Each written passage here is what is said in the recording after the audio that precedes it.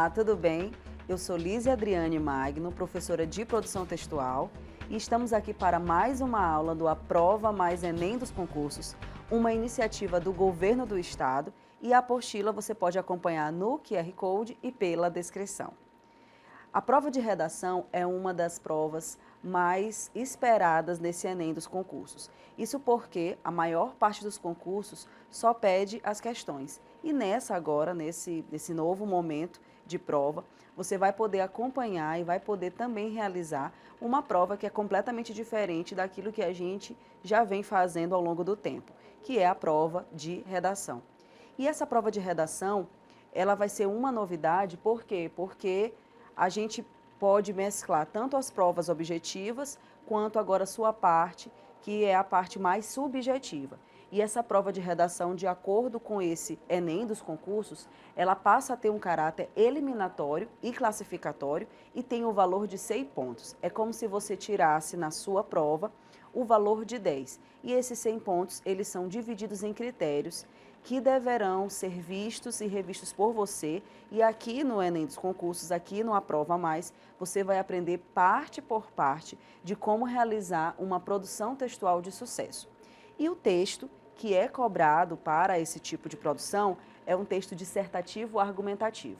Mas antes, é interessante que a gente veja quais são os critérios que fazem você levar 0, que não vai ser a sua ideia nem a sua questão aí. Mas na prova do Enem dos concursos, em qual situação minha redação pode ser zerada? Então a gente vai evitar isso daqui, esses itens, para que você consiga tirar a nota máxima. Em primeiro lugar, a prova exige de você uma modalidade em prosa, ou seja, um texto que é escrito em parágrafos, dentro da tipologia e do gênero textual chamado de dissertativo argumentativo. Esse tipo de construção e esse tipo de escrita leva em consideração a sua opinião, a reflexão e o debate e a abordagem de uma situação que é problema. Então, todas as vezes que você olhar essa modalidade em prosa, chamada de texto dissertativo argumentativo, significa dizer que você vai trabalhar sobre um assunto, vai ter que comprovar sobre ele, vai dizer a sua opinião e vai ali propor argumentos de causa e de consequência ou de reflexão para que essa situação, problema, seja ali trabalhada em questão. Então, a primeira coisa é você não fugir dessa tipologia e dessa modalidade.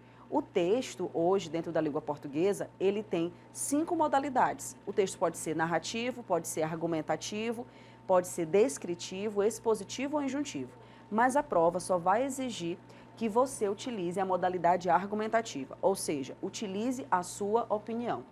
Então, o texto não pode ser, por exemplo, uma poesia, o texto não pode contar uma história, o texto não pode ter um caráter exclusivamente só informativo e ele também não pode ser uma carta de recomendação. O texto precisa trazer a sua opinião e trabalhar essa situação, problema, ao longo de todas as suas linhas. No edital não tem nenhuma descrição ainda da quantidade de linhas que você vai utilizar, mas aqui no Aprova, nós vamos ensinar você a escrever um texto de 30 linhas, que é a média das provas, a média da quantidade de linhas que a gente faz as provas em todo o Brasil. Então, a primeira coisa é não fugir a essa tipologia e a gente vai ensinar você a colocar o seu argumento e a mesclar o argumento com a comprovação para que você tenha sucesso. Em segundo lugar, você não deve fugir ao tema proposto, que também vai ser uma modalidade que nós vamos aprender aqui. Como é que eu leio o tema? Como é que esse tema pode ser visto e como é que eu não vou fugir dele e cumprir exatamente o percurso argumentativo do que ele realmente está me pedindo. Em terceiro lugar, eu preciso não apresentar um texto de forma não articulada verbalmente, ou seja, fazer desenhos, fazer números, ou fazer outras descrições ou outras exigências que talvez o edital não exija. Às vezes, alguns alunos, alguns candidatos, alguns produtores de texto escrevem o texto sob forma de rasuras, ou escrevem desenhos, ou escrevem trechos, né? E tudo isso está sendo ali pautado para que você zere a sua redação. Então, são 3 itens que você tem que ficar muito atento e não deixar isso desconsiderar. Um quarto item que vai fazer a sua redação ser zerada é assinar ou apresentar qualquer sinal de identificação. Dentro da sua prova, você vai ter, obviamente, o lugar exato para você assinar, para você se identificar, e a redação definitivamente não é um espaço para que você coloque, para que você assine no fim dela o seu nome, a sua identificação. E também o edital é muito claro ao dizer que a redação não pode ser escrita a lápis. E uma dica que a gente vai dar ao longo de todo esse treinamento é que você não tem que escrever primeiramente a lápis e depois você passa pela caneta em cima. Isso geralmente é um erro que tende ao fracasso do aluno, porque você pode rasurar, você pode borrar ali, né? Você pode até rasgar a prova se você faz isso. Então, a dica é que a gente sempre treine tanto o rascunho quanto a folha definitiva, todas as produções que você for fazer aqui ao longo da prova, que você já treine de caneta. Afinal de contas, a caneta vai ser o seu grande aliado ali. E aproveitando para falar de caneta, é interessante que você pense numa caneta adequada para você fazer a sua redação. Muitos candidatos desconsideram isso, mas eu diria que isso é fundamental. Você escolher uma caneta de ponta fina, 0,7 milímetros, você pode ir a uma livraria ou você pode ir a um comércio e procure uma caneta, selecione, eleja uma caneta que seja 0,7. Por que isso?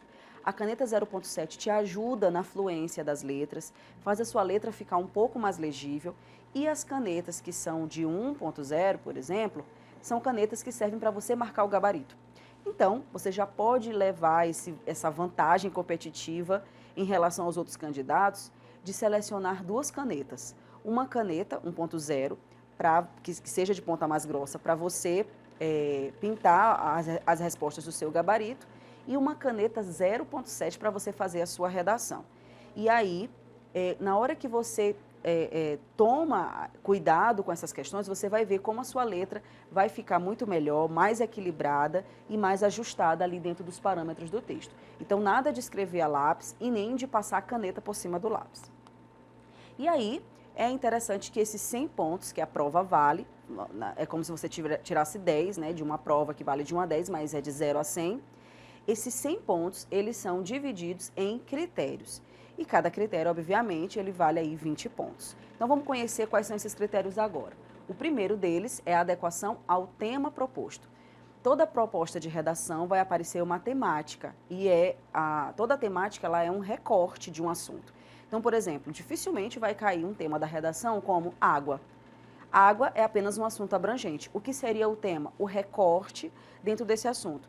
Então, o que vai se cobrar da água? Provavelmente, se pode cobrar sobre a escassez hídrica, sobre a água virtual, sobre as questões da água dentro das comunidades periféricas, sobre a água e o meio ambiente. Então, todas as vezes que uma proposta de redação vier, ela vai trazer um tema, e esse tema precisa ser muito bem escrito por você, como está dizendo aqui, ó, com marcas claras de autonomia da escrita. Ou seja, quem vai corrigir, quem vai avaliar a sua produção, precisa entender que ali foi o João que realmente escreveu e precisa estar muito claro o posicionamento de João. Então, isso o edital chama de marcas claras de autonomia na escrita.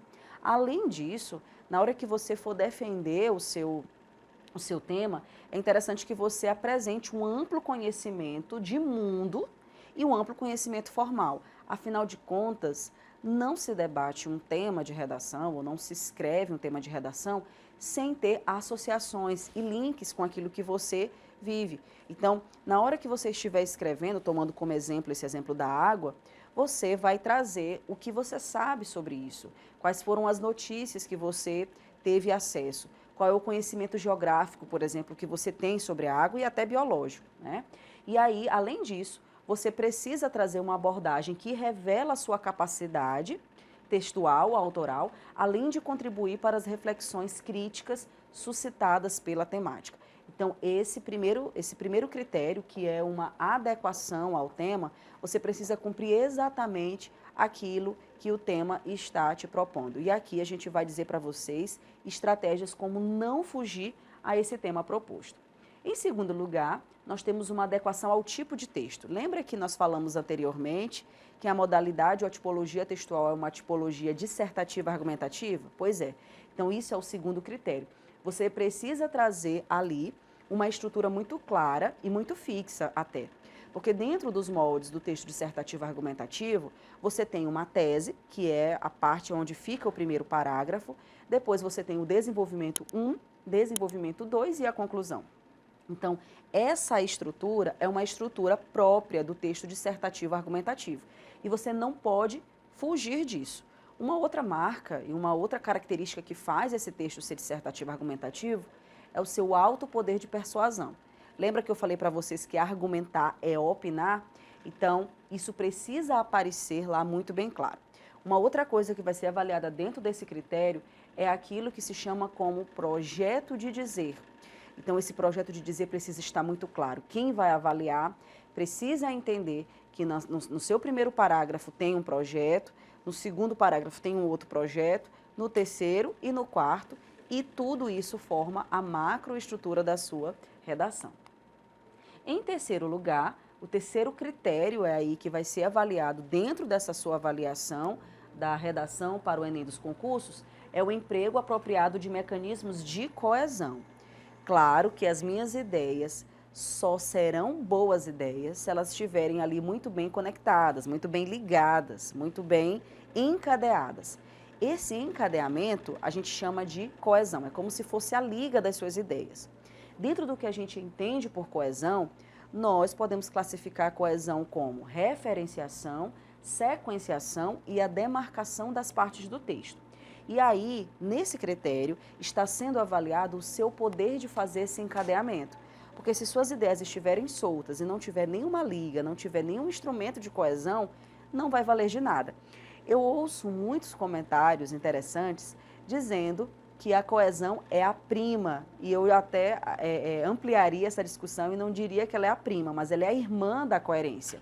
Porque não adianta você ser coerente se lá não houver elementos que ligam essas palavras, que ligam essas ideias, tanto no que diz respeito ao ambiente interno, ou seja, dentro do próprio parágrafo, como dentro dos espaços interparágrafos, tá? Então, dentro das frases, você precisa de elementos coesivos, mas entre os parágrafos também. E esse elemento é um elemento super importante, porque isso vai garantir para a sua redação o que nós denominamos de sequenciação, de progressão textual, de você fazer o seu texto avançar, né? E não fazer o seu texto regredir ou fazer o seu texto ficar um círculo, dizer a mesma coisa todo o tempo. O quarto critério, a quarta competência que vai ser exigida aí também, é a sua capacidade de selecionar, organizar e relacionar de forma coerente os argumentos pertinentes ao tema proposto. Ou seja, é um critério aí baseado no que a gente chama de coerência. Aquilo que eu digo no primeiro parágrafo precisa fazer total sentido no segundo, no terceiro e no quarto parágrafos também. Muitas vezes o aluno ou o candidato, ele quer produzir uma redação sem nenhum projeto, sem ele saber o fim desde o começo. E aqui eu vou ensinar para vocês estratégias de como você vai planejar essa redação e de como ela estará ali correta, né, dentro dos âmbitos da coerência. E para isso você precisa planejar a sua redação antes de fazê-la. Não existe nenhuma produção textual que você faz às cegas. Ou seja, você vai pegar a folha definitiva e você vai começar a escrever e vai esperar as ideias virem. Isso não existe na redação. E isso, na verdade, é uma grande tendência ao fracasso. Então, você tem que planejar e antes de você começar a sua redação, você já sabe aonde você vai terminar, aonde você vai chegar. Então, isso a gente chama de coerência. E nessa coerência, a gente tem que ter muito claro o cumprimento das três partes do texto, que são introdução, desenvolvimento e conclusão. O texto começa com uma tese, essa tese vai ser defendida ao longo dos parágrafos de desenvolvimento e, por último, você finaliza, você traz uma retomada e uma reflexão. E aí o seu texto apresenta a coerência necessária para o entendimento daquela questão.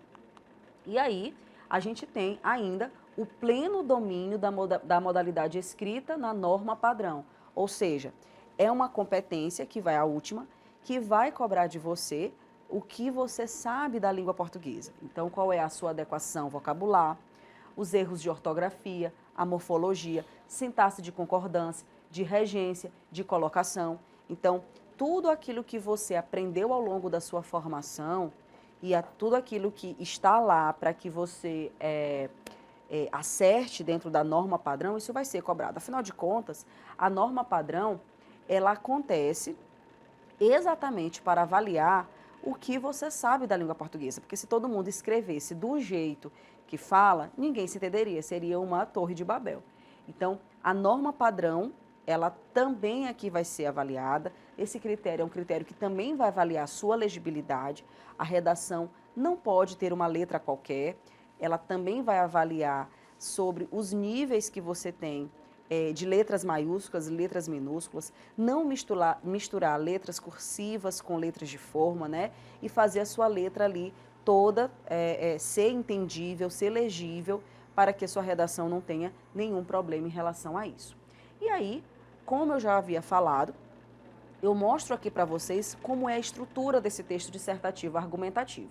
O texto dissertativo argumentativo serve para análise do senso crítico, tem capacidade de reflexão e apresenta aí a articulação e a defesa do ponto de vista de um jovem que concluiu o ensino médio e, no caso, né, nosso aqui, de toda a sua formação ao longo da vida. Então, a prova vai avaliar o que você sabe sobre o mundo, o que você entende sobre aquele assunto e de que maneira você vai utilizar isso para defender logicamente. Quando a gente fala de dissertação-argumentação, é interessante que a gente estabeleça esses dois parâmetros. A dissertação, ela tem como objetivo a exposição das ideias, a seleção e organização de informações. Então, dissertar é trazer informações para o seu texto, é a capacidade de posicionamento frente ao problema e tem a apresentação e a discussão com argumentos, provas e exemplos. Porque se, por exemplo, eu tomar como exemplo lá o da água, a escassez hídrica, eu vou dizer que a escassez hídrica é um problema da falta de conscientização da população sobre o uso da água. Bom, isso é uma hipótese, isso é uma frase, é uma minha opinião. Mas isso caberia no nível da argumentação, porque isso se trata do que eu acho sobre a causa da escassez hídrica. Mas o que seria a dissertação nesse caso em relação a essa frase? Eu traria argumentos, eu traria provas, eu traria dados que falem para mim, né, por que a população desperdiça tanto água. Então, eu poderia trazer uma pesquisa, né, uma pesquisa dizendo que em 2023, tantos por cento da população desperdiçou água, né, então isso seria uma prova. Eu poderia trazer um autor, poderia trazer, por exemplo, o geógrafo Milton Santos, ao falar sobre o desperdício dessa água, e sobre o desperdício dos instrumentos e técnicas infraestruturais. Então, ou seja, dissertar é eu comprovar, trazer ali um embasamento teórico, trazer um embasamento legítimo e autêntico daquilo que eu chamo como a minha opinião. E no processo de argumentação, eu defendo o meu ponto de vista e eu faço isso de uma maneira muito diversificada, né? Eu tenho ali a identificação de causas, de consequências, de soluções, e a definição de causas e consequências é apenas uma das estratégias argumentativas que eu utilizarei para isso. Nós temos aqui diversos tipos de tema e essa prova pode cobrar de vocês temas diversificados, como o tema de abordagem problemática, como um tema de abordagem propositiva, como um tema de abordagem dilemática, como um tema que pode vir sob forma de pergunta. E aí caberá ao aluno trazer todo esse arcabouço de causas e consequências, de reflexões, trazendo sempre a sua capacidade e o seu olhar crítico diante do problema.